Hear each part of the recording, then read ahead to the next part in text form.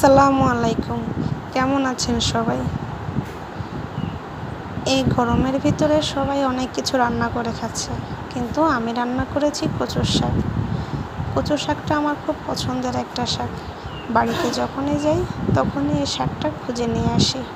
এটাকে রান্না করার জন্য আমি প্রথমে এখানে ডাল, হলুদ, মরিচ, লবণ আর একটু সয়াবিন তেল দিয়ে ডালটাকে মেখে একটু পানি দিয়ে সেদ্ধ করার জন্য দিয়ে দিয়েছি চুলায়। এতে এলাচ, তেজপাতা, একটু দারচিনি, শুঁটকি সব কিছু দিয়েই সিদ্ধ করতেছি। কিছুক্ষণ পরেতে পেঁয়াজ কুচি, আদা রসুন বাটা দিয়ে সিদ্ধ করেছি। ডালটা যখন সিদ্ধ হয়ে গিয়েছে তখন এতে আমি কচুর শাকগুলো দিয়ে দিয়েছি। শাকগুলোকে ভালো করে নেড়ে চেড়ে ডালে আর শাকে মিক্স করে ঢাকনা দিয়ে ঢেকে দেব।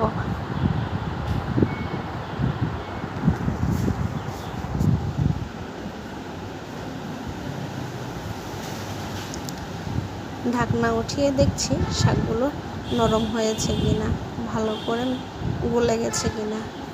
নেড়ে চেড়ে উপরে নিচে আবার একসাথে করে দেবেন।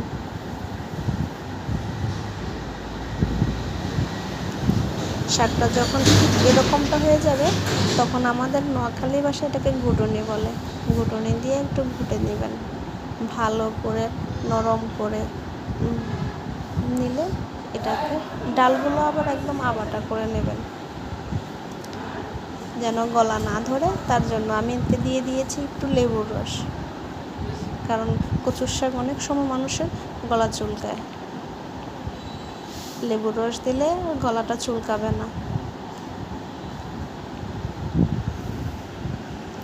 দেখুন আমার শাকটা রান্না করা প্রায় শেষ।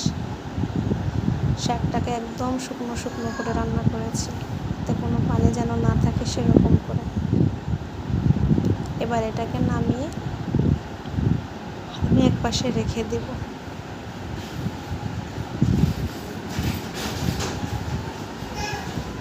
নামানোর আগে এখানে কিছু শুকনো মরিচ গুঁড়ো দিয়েছি।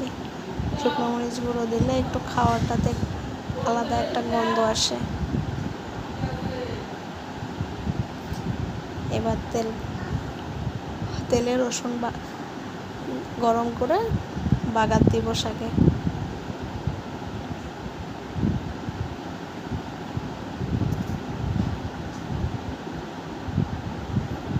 দেখুন আমার কচুর শাক রান্নাটা হয়ে গিয়েছে। আমার বাসায় আবার ছোট বড় সবাই কচুর শাকটা পছন্দ করে। সবাই ভালো থাকবেন, সুস্থ থাকবেন। ভালো লাগলে একটা লাইক দিয়ে দিবেন। আল্লাহ হাফেজ।